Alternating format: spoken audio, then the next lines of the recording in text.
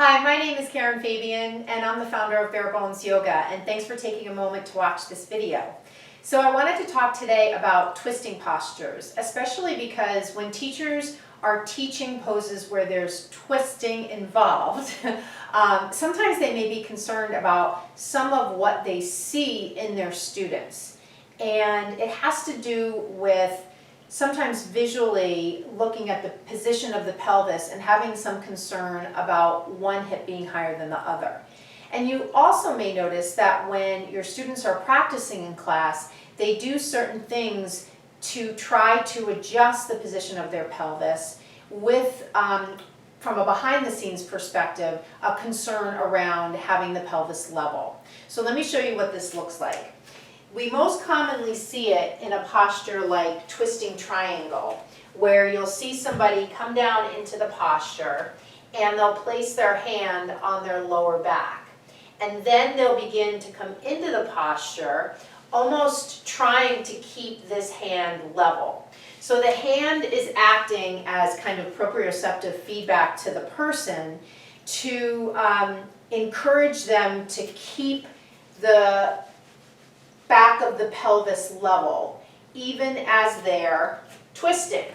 And so you can see as I come into the twist, you can see that my hand is moving, right? My pelvis in this area, and I'm going to explain it further when I look at the skeleton with you, but for now, just kind of think, this part of my hand, it's going to be kind of hard for me to twist and keep this level.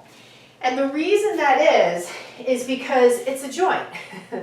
Even though we have our hand back here, and we may think of this as one whole fused section, it's clearly not. It's the sacroiliac joint, and it's the connecting point between the two pelvic bones and the sacrum itself.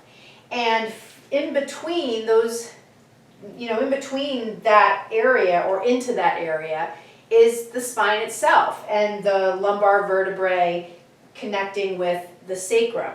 And so anytime you have bones coming together, bones coming together connected by ligaments, tendons, and connective tissue, you have a joint. And a joint by its nature is movable.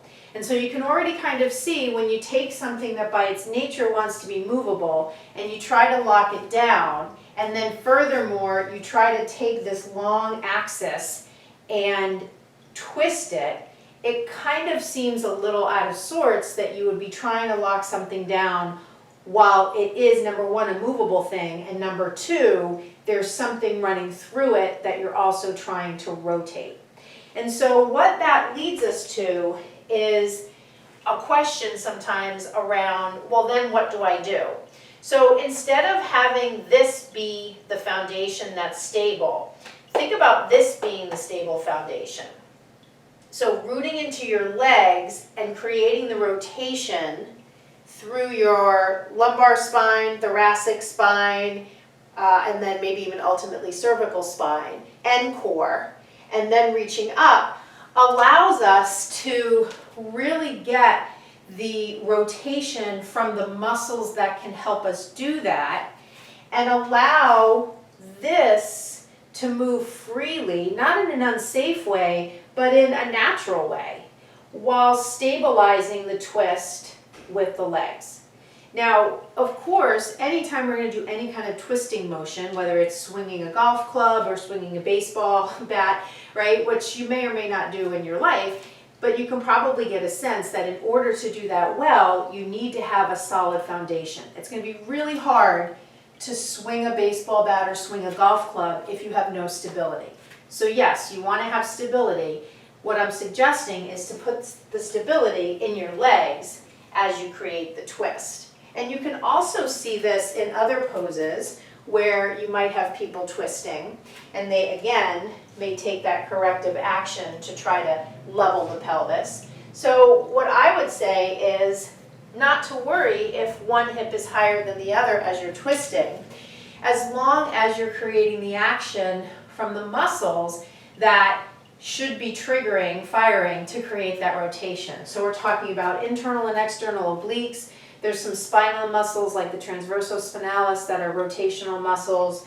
And so creating that rotation from these twisting muscles will give the posture integrity, the stability is coming from the foundation, you're not locking down a movable joint, and so over the long term, these are the kinds of things that can create long-term health rather than the potential for injury by locking down something that wants to be moving as you're twisting in the posture.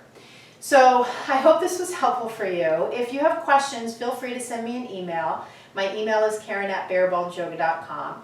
And if you really enjoy this kind of content in terms of anatomy and learning more about anatomy, I'd highly encourage you when you go to my website to take a look at my practice portal. It's a monthly subscription, and in it I have regular classes as well as specialty sequences, and it's a great way to learn the anatomy in the context of practice. And there's quite a few lessons in there that are absolutely free. So when you sign up, you can check out the free classes, and then if you want to proceed to the paid version, for right now, it's only $9.99 a month. And so you'll see the practice portal link right on my website. I'll also include it here with this video. So thank you so much for watching, and I will see you in the next video.